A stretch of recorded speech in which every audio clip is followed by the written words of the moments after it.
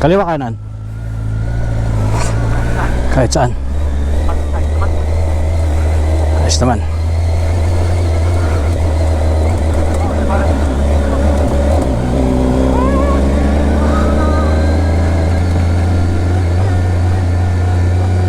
Ayos.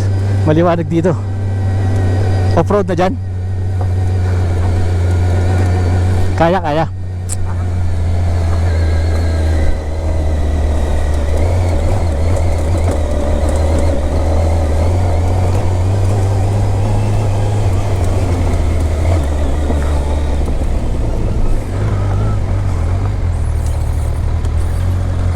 Makapag-picture tayo.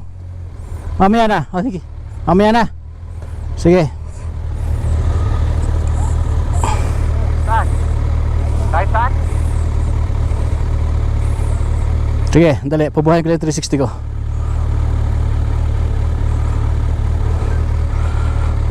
Kahit saan daw?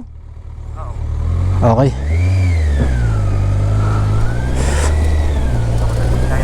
Madali. Wala ng clutch, preno lang. Basic na ako na. Basic daw. Mamaya yung paakyat ang mahirap, tingin ko.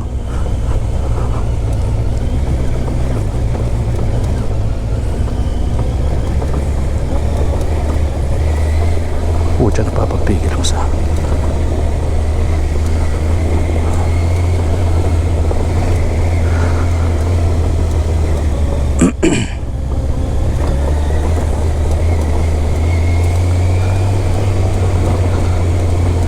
Gate 4, natapos na natin tol.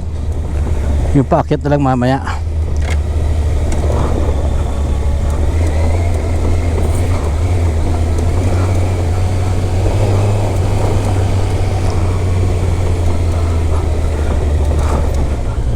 Okay dyan ang kalsada. Ay putyang na.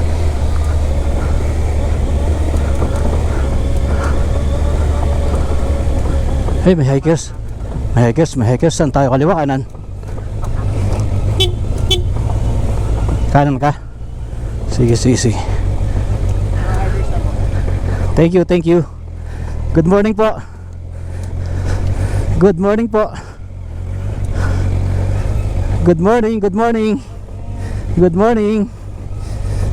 sir. Good morning po. Good morning. Go.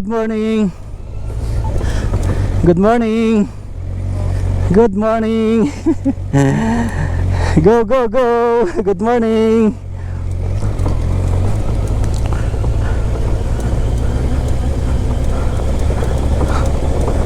Ang dami pala ng hikers na yun.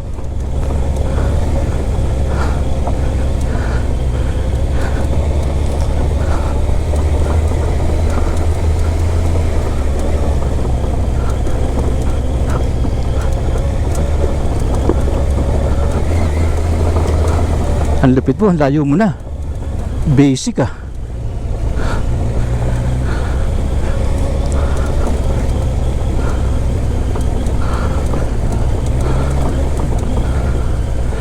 Basic kay scrambler. Sa kapila.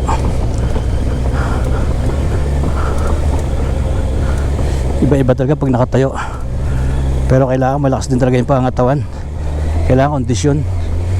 Hindi pwedeng pupunta ka dito ng parang patcham lang. Tama na nakapaghanda tayo ng konti dun sa sa Lubo. Na-experience na konti, kumbaga meron kang feel, gut feel ng dadaanan. So alam mo na kaagad na ito yung pwede mangyari.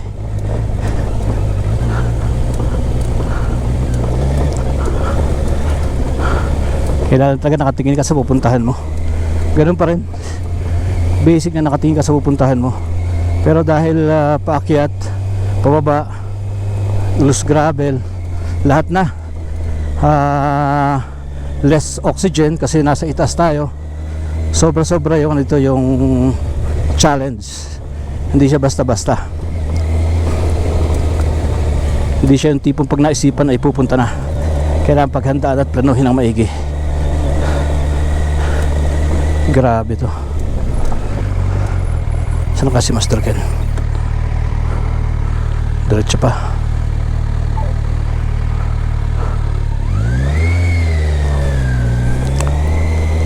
Diretso lang ba tol?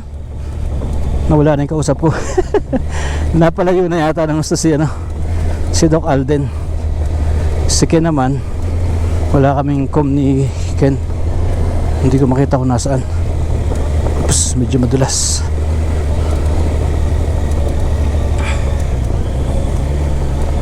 Matindi yung akyat talaga dito, pero napakaganda. Hindi ko na alam bakit namin naisipang akyatin to. Uy. Uy. Matindi yung yung ahon dito. Mamaya matindi. Mahirap din yung pababa. Thank you Lord. Thank you. Thank you Lord. Nakarating sa ibaba ng ligtas.